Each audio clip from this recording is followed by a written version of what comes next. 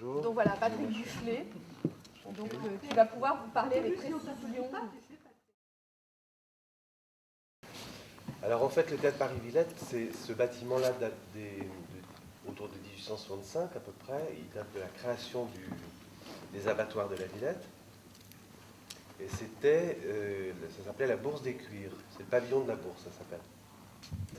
Et cet établissement-ci, en fait, a été récupéré par une compagnie théâtrale et qui a créé donc ce lieu qu'il a appelé le Théâtre Présent. Et cette compagnie, donc, ça a été la création de ce qu'on appelle les théâtres d'arrondissement à Paris. Ça repose sur une idée qui est d'aider à l'installation, à la programmation des établissements de théâtre qui étaient situés plutôt dans les arrondissements périphériques. Territoire en direct, c'est quand même lié à cette histoire-là, c'est-à-dire un territoire excentré dans Paris, qui est d'ailleurs plus proche de la banlieue que du centre de Paris. Pour l'architecture de ce lieu, voilà, c'est donc un espace très particulier qui offre en fait de multiples avantages. Il y a un inconvénient, c'est que ce n'est pas un théâtre. Bon.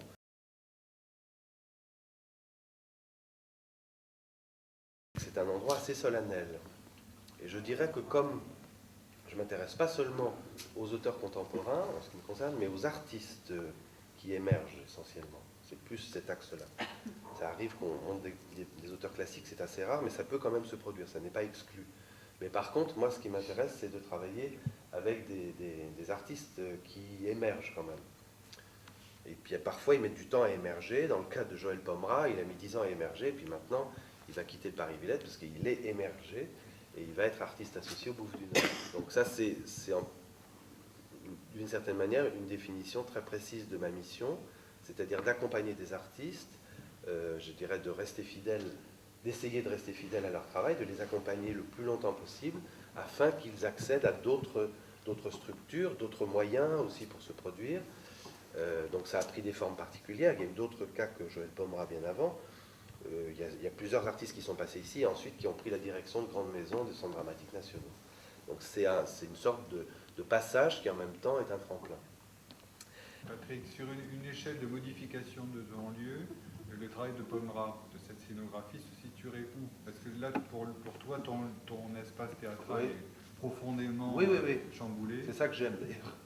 En fait, parce que évidemment, quand vous travaillez dans un endroit, que vous connaissez l'espace, c'est vrai qu'on a un peu envie que les gens travaillent cet espace, quoi. On n'a pas envie forcément que les gens s'appuient sur une chose qui est déjà là avant eux et qui sera là après eux. Donc moi j'aime bien en même temps que ce soit modifié, qu'on soit surpris, que ce soit pas la même chose. Là je pense que c'est un des spectacles où c'est le plus modifié, je dirais. Il y en a eu un qui, je pense que si on mettait un pourcentage, je pense que c'est 80 ou 90%. Mais effectivement, oui, là c'est quand même c'est des grosses modifications. D'ailleurs, pour nous, techniquement, je dirais qu'on est un peu à la limite, parce qu'on n'est pas une grosse structure. Hein, donc, je dirais techniquement, par rapport à nos moyens, par rapport à nos possibilités, on est un peu à la limite de ce qu'on peut faire.